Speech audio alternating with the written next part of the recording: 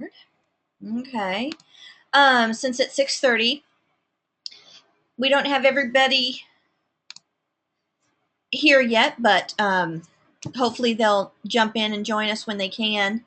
I will upload the video and put it on the course homepage where you'll be able to see it when you first log on, so you can go back and view it if you have any questions or whatever, just so you'll have it for future reference.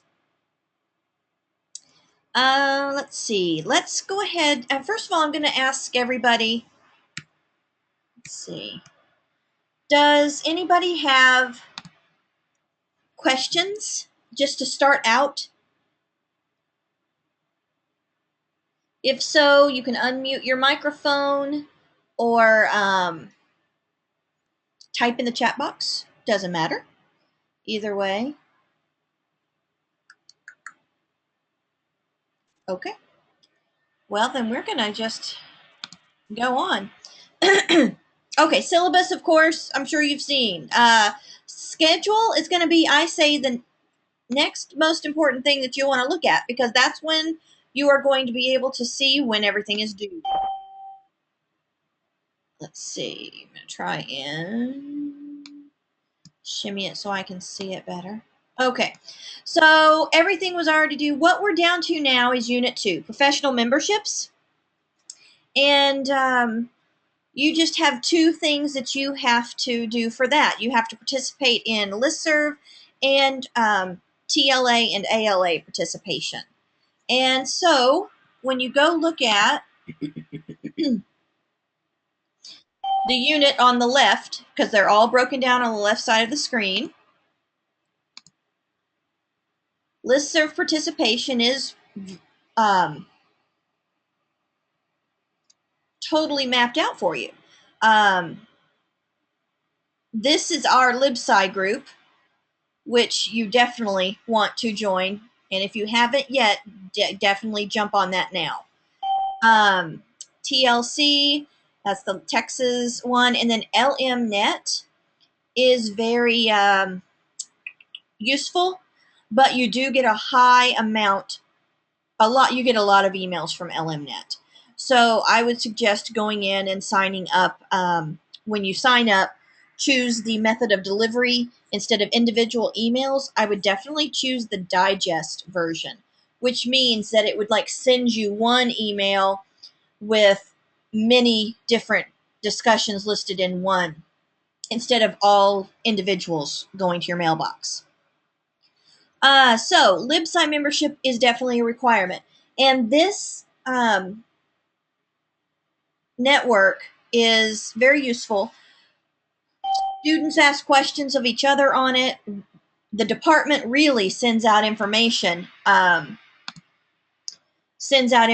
about classes, reading lists, the textbooks, events that are coming up. When you get to the point where you're ready to take the pre-test for the Texas exam that we give, we announce all of those dates on there. When you're ready to do your portfolio, we put all the information on there. I mean, we share it in many places, but the LibSci, that is definitely a place that you're going to get a lot of information. So definitely get on there as soon as you can. Like, for instance, whenever you need to take young adult lit or children's lit, the teachers generally put out their reading lists for those classes sometimes a month in advance. They'll let you know ahead of time. So when you know you're going to be taking that class in the next semester, you'll see the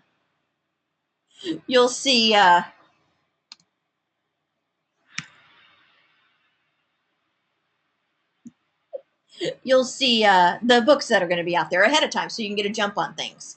All right, so the requirements there are listed pretty clearly. Join LibSci, and they're step-by-steps on what you need to do. You'll be asked for your full name and a brief message as to why you want to join. And it says, use this sentence. My name is blank, and I am a student enrolled with, and here, instead of Dr. Weimer, of course, you'll put Dr. Perry. Then you'll be approved, and you will then get a message that says you are now joined, and you can post, and it'll give you information on how to do that. Then you need to do a formal introduction, and you'll want to tell the group that you're new to the program, tell a little bit about yourself, and then sign your email with your name so we definitely know it's you, and then submit, and then wait. What happens is your email will go to a moderator, and then that moderator approves the message to allow it to go through. That way we don't get any spam, we don't get a lot of problems at all, because it's all been approved. And then you'll see that. So that'll be great. And then join TLC, there are the instructions. Then LMNet, same thing there. And then you're going to provide the documentation that you have participated in discussions on either TLC or LMNet. So,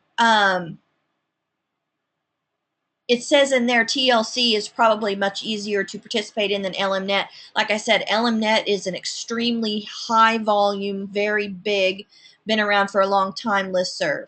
And so TLC is smaller, and so it makes it a little bit easier to just kind of get the feel of it and comfortable to jump in.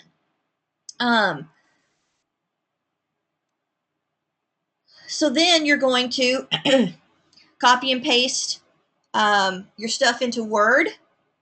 Don't delete email addresses and address and dates or anything. Remember, all of that's relevant for the assignment. And then after you've collected everything, you should have it all saved into one document. You know, your formal introduction to LibSci and your proof of interacting on TLC or LMNet, all put into one Word document. You're going to convert it to PDF, put it in your live binder, and you're going to put it under standard 4, element 4.1, and just say you want to add a PDF. And then you will also turn your work in, you'll turn that binder address link into the Dropbox. So you don't have to put the actual document in Dropbox, you're just turning in your live binder link so I can go see it there. And then you have a rubric down there on the bottom. And then there are some examples for listserv participation. So, introduction, this is LibSci. And then here is LibSci, TLC, LMNet. So there we go. Oh, look, she used here's one of my examples. Okay, so that's it. So, let's see. I'm going to go to the Dropbox.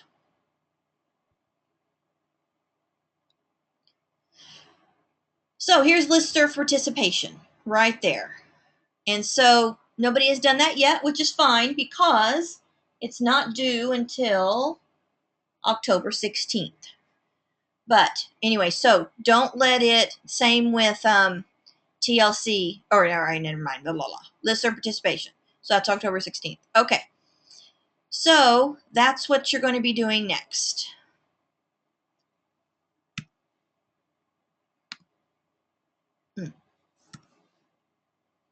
All right, I'm coming back here. Okay. Any questions so far about the listservs and the professional whatever? You can type it into chat or unmute yourself and ask.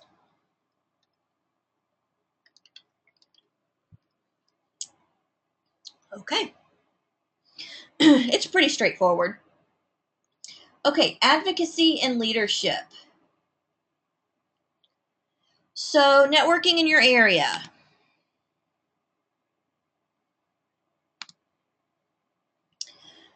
So, you can see here that we're going to be asking you to identify contacts, 8 to 12 people with whom you will do well to communicate with about your library, and you can include the following people. So you're going to create a list of these people, and we give you some examples of how to start. Then you're going to reach out. You're going to make contacts with 8 to 12 people to inform them about your library. If you're not working in a library, you can do this for your librarian. And here are some examples that you can do here. And then you're going to, let's see, yeah, faculty newsletter, personal letters and emails. And so then you're going to document your activities. You're going to compile in one document in Word or something like that that I can open. And you're going to include your list of contacts along with the nature of their position, description of the events, meaning what you have done, and provide pictures as a plus for if you've done programming things, like to bring in, done an event. Write descriptions of online activities and then include the URL, meaning if you've done a website or built a blog or do some kind of social networking for your library, you'll definitely want to include the URLs for those and talk about what you did. Include the actual document that you do from the newspaper, if you do something like that. For the letters and emails, include the draft that you do, or scan it. And then just provide specific examples of how the activities enhance student achievement. So how what you do helps the students at that school. And then you're going to turn that document where you've compiled all of that into the Dropbox. And rubrics for standard 4.4, because that's where it would go, in LiveBinder. This is the rubric here. So, you want to be at the target level, definitely. And so you would reach for that target section of the rubric. So this is going to take a little bit of time, and that's why that one's not due until November 13th, because there's actually going to be a little bit of tracking down people, figuring out who you want to contact, what you want to say as far as being an advocate for the library, and then, of course, what you want to do if you're going to get something put into a newspaper or a newsletter, or schedule some kind of event, or set up a social networking site. You're going to have to do a little bit of thinking when it comes to that. So, that's on down a little bit lower. Okay. Remember, jump in the chat if you have a question, or unmute yourself and ask if you have to. Okay. Higher order thinking skills. So this is kind of like Bloom's taxonomy stuff. Never get away from it. Even when you leave the classroom, you're still having to think about that. So the assignment that goes along with that, and it is due September 18th. What's today? Yeah, 11th. So yeah, is this right here? Using computers as tools. Okay, let's see. Hold on, I'm going to stop here. I'm going to go to questions. If we don't work in the education field anymore, can we contact people that we have worked with? Yes, you can. Yes. And would working on the campus book fair, helping out the campus librarian, work for the networking section? Working on the campus book fair, I guess, would be, because you would be definitely getting the word out about the library and things. So that would probably help in that aspect. Helping out the campus librarian, these kind of networking things that we're having you write about, or let's go back to that. Becoming a library leader and an advocate for your library and libraries in general are an important responsibility for the school. And so you're going to be communicating with people and involving them in library programming events, online activities, so you can impact student achievement. So definitely these activities that you're going to be doing or creating is helping out the campus librarian. But just going in and, Marie, I just want to make sure you don't mean just going in and volunteering in the library, because if just going in and volunteering in the library doesn't count, wouldn't be something that would be like this. You're actually going to be doing something that would create more opportunity for people to know more about the library, Yes, yeah, yeah. That would, Marie, that will work. Thinking more like talking with the parent volunteers. Yes. So definitely, because then in that case, you would be definitely trying to get something in the, maybe the school newsletter, or you would be doing something about a website, something to where you would educate the parent volunteers maybe, or try and get more brought in. So yes, that definitely would be something I think that would work just fine. Yes. Yes, PR. I would say yes, PR oriented activities. Yep. Yep. Okay. So for using computers as tools, and that one's due September 18th. Let's make sure that's the next one that's due. I believe it is.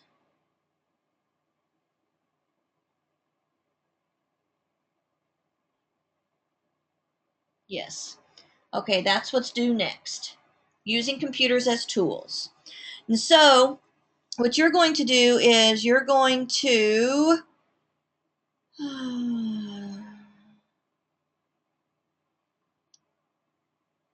you're going to access the research article that's been provided here for you. And if the link that you have doesn't work, you can find it yourself by searching for this using the uh, the library at SAM, the online library. And then to demonstrate knowledge and reflection of reading, you will create a graphic organizer by using computer technology of choice and submitting it to the Dropbox. Final product in PDF format or with a URL if it is web-based. And we provided a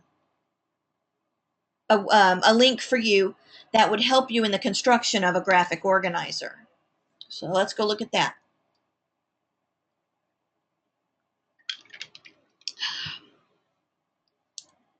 Okay. So here are like concept maps, Venn diagrams, um, Gantt charts, cause and effect. So these are all graphic organizers. And let's see. And here is your rubric. So you want to make it neat and eye-catching. Most important information. Comments are written that are insightful. Professional quality. So you're reading. Yeah. Okay. Now this is kind of cool. This website, I kind of like it. Poplet. You can sign up for free, and I have logged. I've already done this, so I'm going to log in so you can see. Just requires your email, and you create a password. Oh yes, I've been using the free service, all right. The Poplet plan. See, of course, you're limited with the free plan, so I will read about that later. But so far, I've started on one graphic organizer because that might even be what I'm limited with my free account. I don't know, but what it just kind of it's I kind of like the way it looks. I like the font. It's kind of fun. You can make it as big or as small as you want. You can include pictures and text boxes, and you can drag and move stuff around really easy. And so mine is focusing on science fiction, young adult science fiction. Whoopsie. Young adult science fiction books. So as you can see, science fiction, and then I have steampunk off and post-apocalyptic, and I just have them kind of organized in that manner. So if they know they like post-apocalyptic, they would then jump to the books on that portion. So that's Poplet. And now I'm curious to see if, let's see, subscription. Let's look at the plan now. Free plan. Oh, 5 Poplets for free. So that's nice. Unlimited Poplets, $3 a month. Or yearly plan, $30 a year. So you get some Get 2 months for free, basically, if you do that. But anyway, 5 poplets for now. That's plenty for me. So that's just an option of an online version if you want to do one instead of creating one in Word or whatever. So, and then in that case, you would just send me the link. But that's assuming you want to do something in that kind of web type, style. You're not limited to that. You can create anything. I just wanted you to see that tool that I've been working with.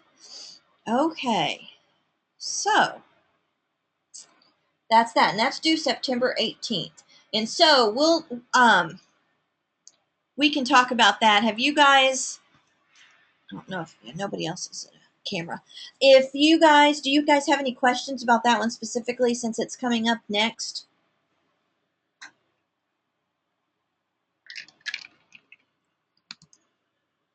I'm going to click on that article.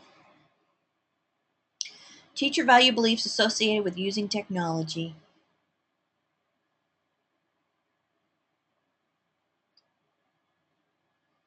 Oh, here it is. View full text. Will it let you? Oh, guess you'll have to get it online. Okay, Veronica, just 1 second. We definitely don't want to purchase it.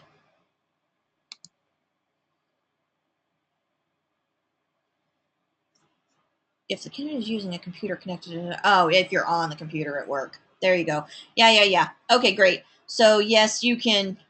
I just have to be logged on to SHSU and I can get it. Okay, that's good. How many graphic organizers do you need to turn in? Just one graphic organizer. And you're going to have text and everything in it, So it'll be like you're going to create a graphic organizer on something, and then it's going to be a complete graphic organizer. It's just not going to be like a blank black and white, a blank one. You're going to actually write in it and create a graphic organizer. If you create a concept map, as long as we highlight important parts of the reading as well as our own reflective ideas on the map, then are we doing it correctly? Yes, that's fine. Yep. That is good. All right. Okay, Unit 5, Software Application. This is due October 2nd. So, what you're going to want to do is definitely get your calendars out and make sure that even though this schedule, the units aren't necessarily in order. So, make sure something doesn't miss you or you don't miss something. Software application. So here's basically where you're going to be learning to use Excel is the assignment. It's been around forever, and PowerPoint has too, for that matter. But still, you see PowerPoints that are just horrible, and so anyway. But on Excel, there's a lot that Excel can do. And Dr. Weimer, she's really great at Excel. I mean, she does some like formulas in there, and she makes it all colorful, and it's just so cool what she does. And I just kind of use it for basic, and so really.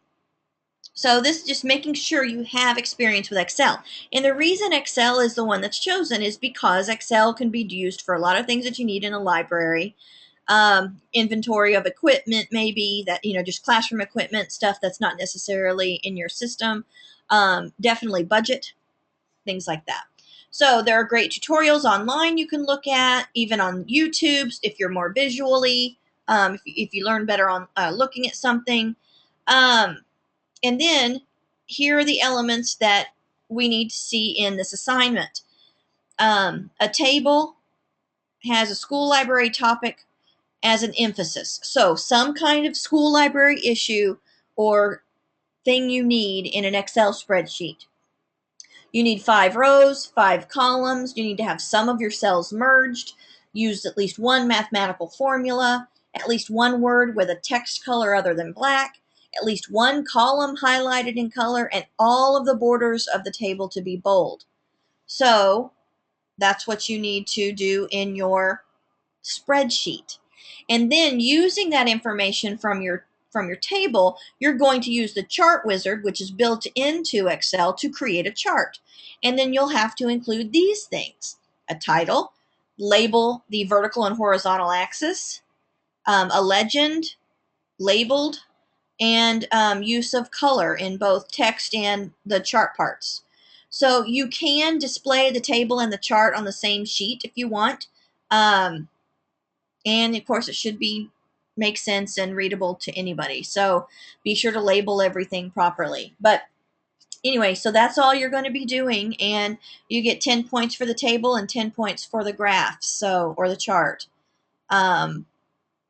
Anyway, but so it's kind of a basic assignment. Like I said, Excel's been around forever, but it is something that we want to make sure that you have some experience with dealing with. Okay, so now let's go to professional reviews.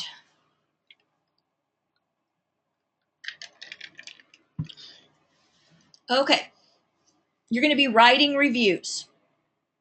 But as we move into the future, it says we might like to see some more reviews done like this on the video. This is a kid that's doing it too. This is I think. So anyway, then you're going to want to, and so think about which type of review do you find more useful. As a librarian, you're going to need to evaluate the types of reviews you will accept. And so what would be the criteria in establishing professional reviews for a video? It's something serious to consider. So the assignment to go along with that is online hardware or software review. And it's to help school librarians administer the library media program, because it's going to be your job to get the best equipment for the best money that your school can. A lot of times the principal will come to you and say, okay, I've got $5,000 to spend and we need to do it by Friday. What do we need in this school and where can we get it? So that's really what you need to be ready to do. So you're going to review one product using at least 3 reviews. And so you're just going to perform a web search using Google, Yahoo, or a similar engine to find some reviews. Now, here are some good review sources. Now, not all reviews, I know you know this, but not all reviews are good or reliable or something. We just don't want necessarily Joe Schmo. So I would definitely stick to reputable websites and things like that, Consumer Reports, even something like that. So CNET, PC World Online, PC Magazine Online, IT Reviews, Compukiss.com. So those are some good places that you can look for reviews. You can also go to this wiki site right here to look under online reading list to find some others. And look on technology info, and there'll be some other resources for you to look at. So definitely explore that. So once you've collected your 3 reviews about your one product, remember this can be software or hardware. So yeah, be thinking about if you need to buy some more LCD or projectors for your school, or if you're looking at getting tablets for your school, but they don't want to have iPads, so you're going to have to find Android tablets. What are you going to do? So it's up to you, whatever you want to do. Okay, you're going to have a chart or a table that should provide evidence of why this product is a wise purchase to present your results. You're going to discuss educational objectives, needs, and goals that would be met with this purchase, and build a case for the item's purchase. If you do not think it's a good choice, do not use it. So don't use it for this assignment if you don't think it's a good choice to be purchased at a school. You're going to include a photo of the item. So basically, first in the chart, you're going to be telling us why we need this piece of material or equipment. Include a photo. Include any negatives and you'll be finding those negatives possibly in those reviews, and how the negatives won't impact the justification for the purchase. Otherwise, you wouldn't be, recommending this purchase. An estimated cost, and you should accurately document your 3 review sources with active hyperlinks. So in the end, use APA citations for that reference list of your 3 review sources. Yeah.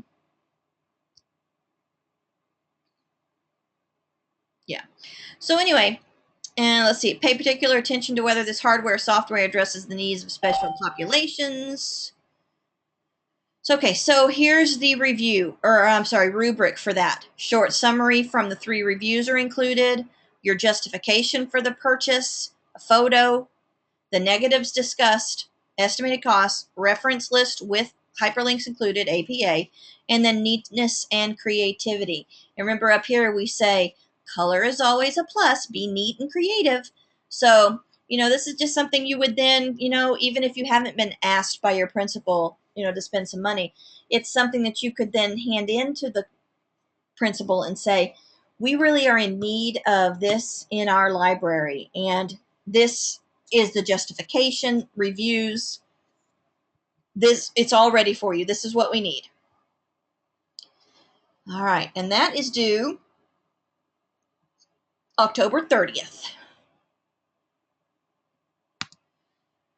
All right, the DDP, there's a lot of information about the DDP listed on here. Dispositions, diversity, proficiency is what this is. You'll be doing this in a couple of different classes. It's required for our NCATE accreditation, and so it's a big deal. Each time you submit your information of DDP, you do not have to repeat previous information if it's not changed. Your 3 DDP entry, like your information, like your name, school, and all that. 3 DDP entries are in this class. Another one is 5337 and another 5366. So all 3 of those would then be collapsed into one document, but this is your first part of your DDP. Okay, and so you're going to need to read all of this. It's due by Friday or December 7th, so it's a long way away, but don't let it just get past you. Once you've completed the assignment in TK20, go to the Dropbox and just let me know that it's there and ready to be graded. All right, so this is what you're doing. This is just showing that you have multiple and varied field experiences or experiences with teaching and everything. Record your experiences in a diverse setting. So how do you complete the summary sheet? And here's all the directions for that. Okay, there we go. So, and here's TK20, tells you what to do. So you just need to read it carefully, and basically it's just writing. It's an essay essay about your experiences. So you'll choose like one experience to talk about. So, okay. You will have a textbook test, but not until October. So once that comes up, there you go. We created it there. So anyway, not yet, but we'll let you know. It'll be an hour time test or something, but you'll be able to use your book. Okay.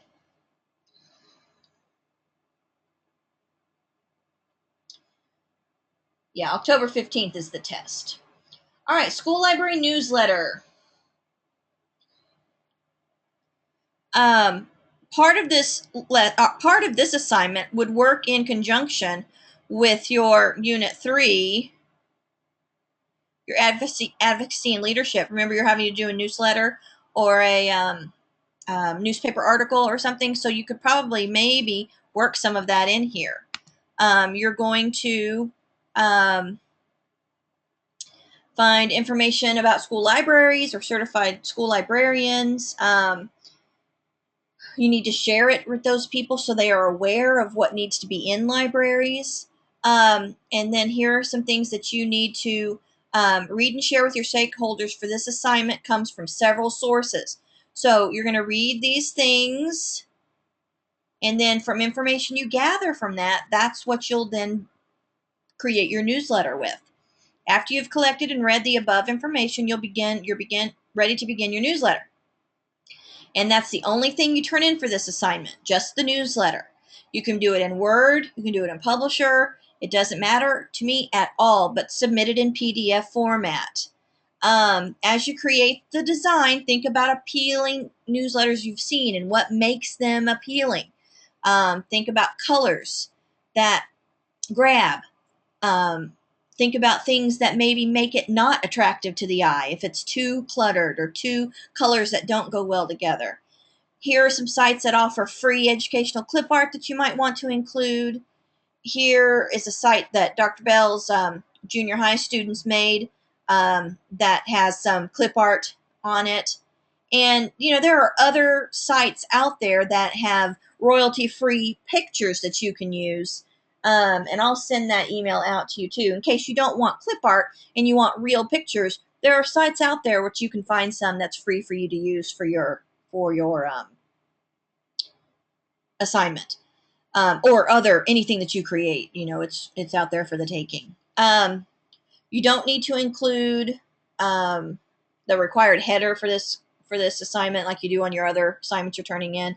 Just be sure to give yourself credit on the newsletter somewhere as being the creator of newsletter.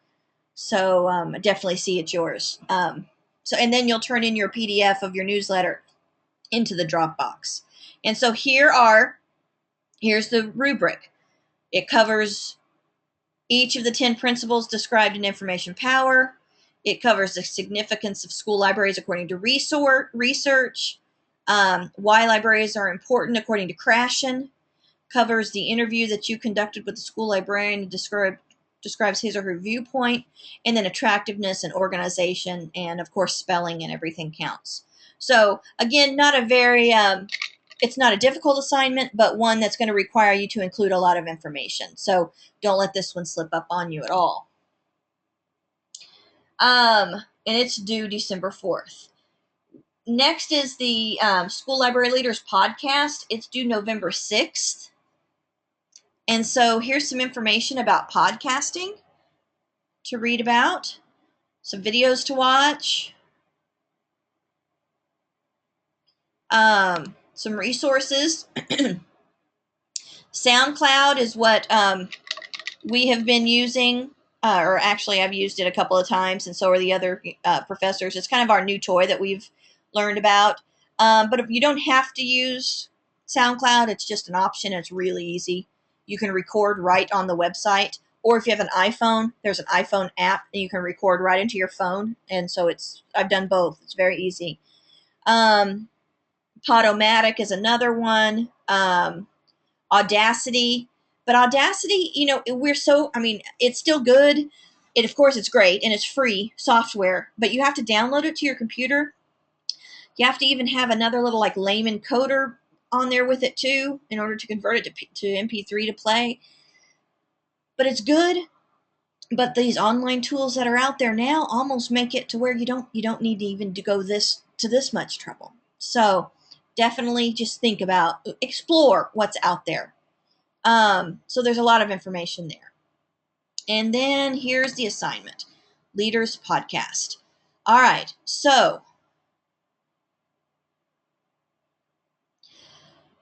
so it's important to be familiar with current and past leaders of the library world. And you're going to choose one person from the following list to research and create a brochure about this person. And so here's the list of the people that you have to choose from. Michael Eisenberg, he's one of the guys that's in charge of that. He created the Big Six. Doug Johnson, very prominent still. This very prominent, Kuthau. David Lurcher, huge in research for school librarians and how important school libraries are. So yeah. Okay. So you have to choose first. And so you're going to create a podcast with your chosen library leader being the topic. And so there just tells you what to include for that. And then you're going to, in the Dropbox, you'll provide a document with APA citation for your sources about that person. So the Dropbox or your podcast will be online, but you still in the Dropbox need to turn in your reference sheet, your APA references. And so here are the instructions for the podcasting. Use one of the free tools in order to create it. Have an introduction and conclusion. Cite your sources in your podcast. Like, for example, according to Jones, so-and-so, so-and-so. Consider integrating music or sound effects to keep the audience engaged. And then use the code. It's like, the HTML code from SoundCloud or Podomatic to place the podcast in the course's wiki. And the link for the wiki is right here.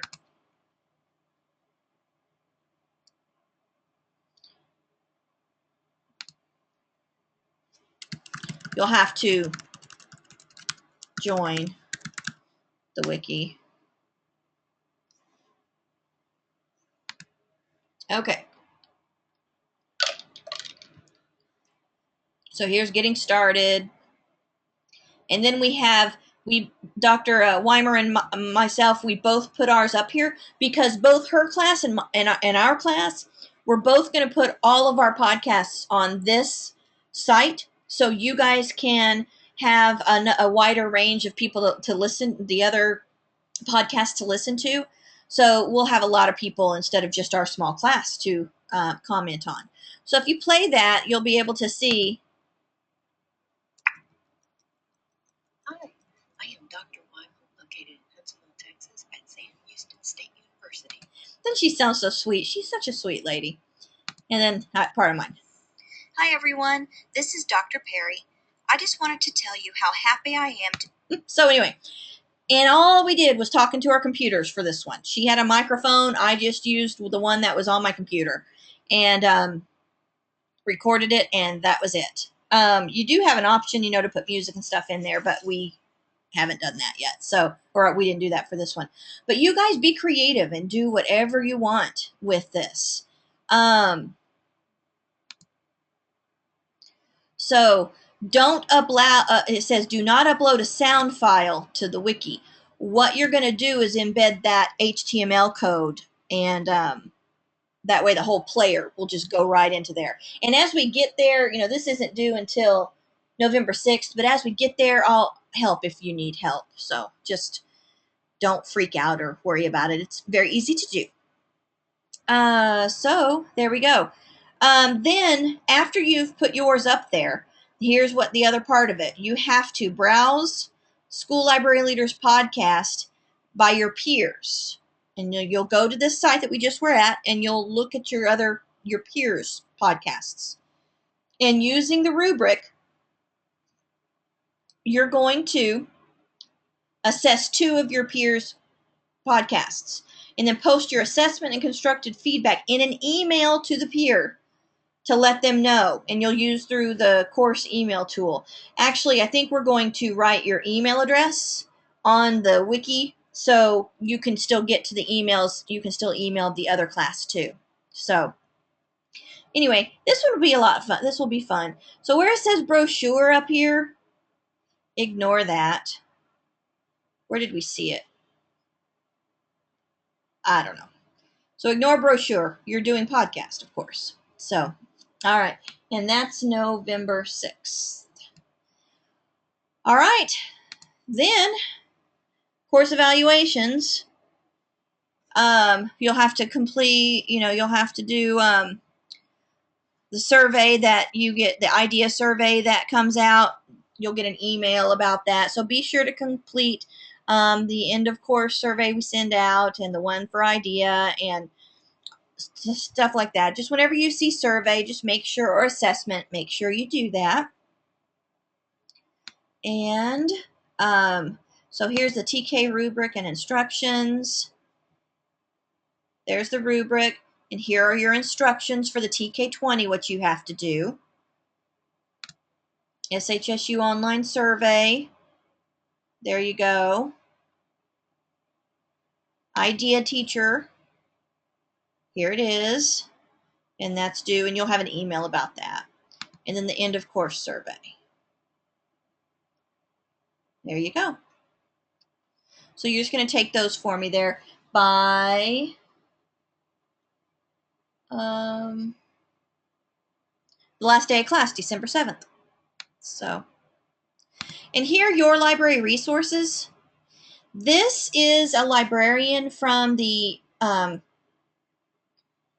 Houston State Library, and she is our librarian for this class, Angela Colmenares. And so she has included a lot of information to help you with this course. Links to books and articles that would be helpful to you, help in citing your sources, professional library organizations, the links to that.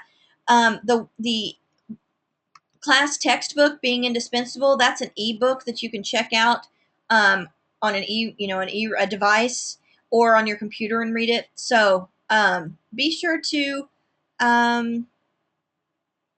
check out this last link down there, your library resources. You can ask Angela now and send her an email, and she will help you with whatever she can. She's very nice. She's very nice. And you're probably going to see this embedded librarian in several other courses. It's kind of a new thing. So, we're always here to help you. So definitely ask me class stuff. But like if you're having trouble finding a certain resource or you have a question about how to use one of them, that's what they're there for too. So I think that that's kind of neat. Okay. So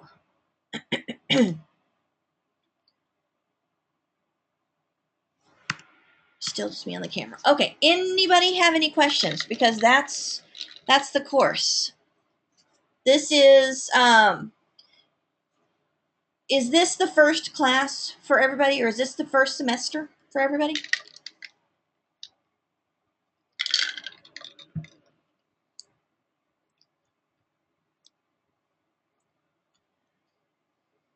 Okay, we've got a question. Okay. Ooh. Okay. I've been on since the beginning. Okay, audio code. I had a quick question about the networking assignment. If I can set up a reading night at the school nearby, can that give me credit for the assignment? Yes, Sandra, that sounds great. I think a reading night would be a lot of fun, and it's definitely something that would be one of those advocacy events. I think that's a great idea. Okay. All right. So basically, this class is getting you into the frame of mind of librarians, what it is we do, how we're helpful in the school, research that backs that up.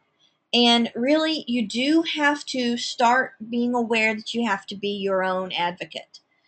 You need to be seen in the school. You need to be that person that people want to go to get something done. I cannot stress enough how you need to make the library a welcoming place so people know to come ask you questions, even if it's not your job. Even if you're not the technology teacher in the school, if they know they can come to you and say, I cannot get this program to work, what do I do? That's a sign that they know that you are somebody that they can turn to for information. And so just be willing to be the jack of all trades, because that's really what a librarian has to be. You have to wear a lot of hats. And that's just for teachers. For students, same thing. Same thing. You want them to be able to come in and ask you questions. So definitely you have to do that. You have to treat the adults in the building like the kids and make sure they know to come see you and talk to you about things.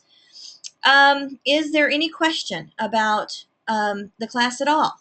Have I missed anything, or just something that just pops in to your mind now?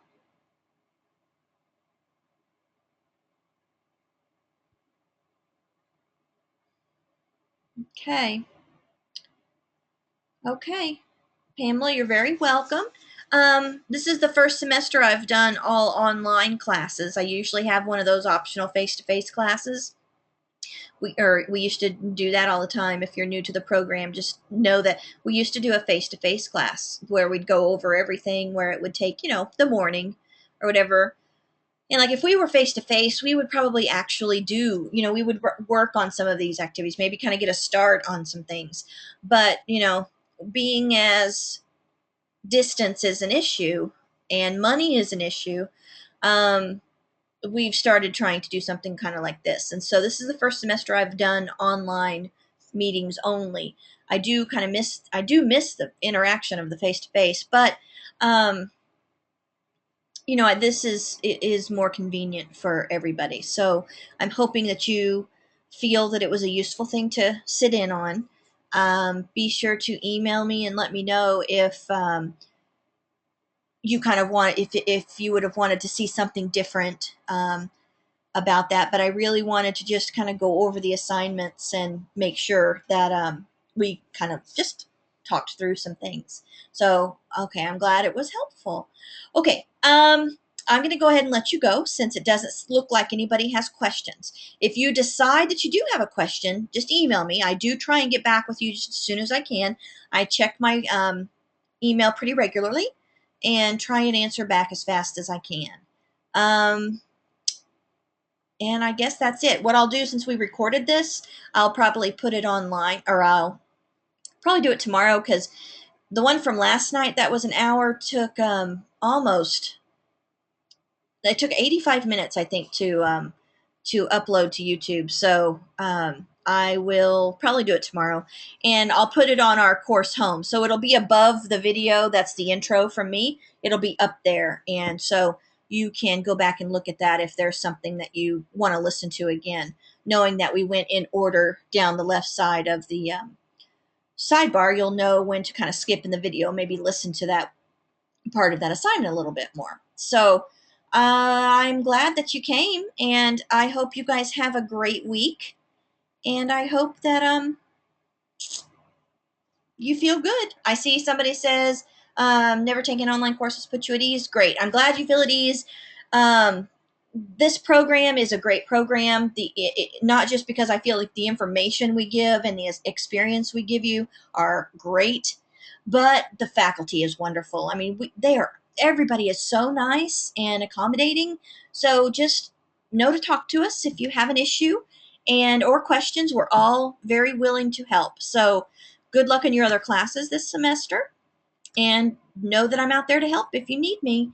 And if you want to, let's see, this is just September. If you want to, mid semester, have another kind of meet and talk and greet, we sure can. So be looking for an email asking about that. And if I put it out there that, that you want to have one, and I see back from you guys that you want to meet, we'll do it again. So we might use on the computer on our site, we might use this live next time because that allows us to meet like this as well. And that way you'd be able to have an experience with that because other classes use that live too. So that way you will have seen how that works before you go on to other classes too. So anyway, it was great talking to you this evening. I think I'm going to go and play with my dog now. And you guys have a good night.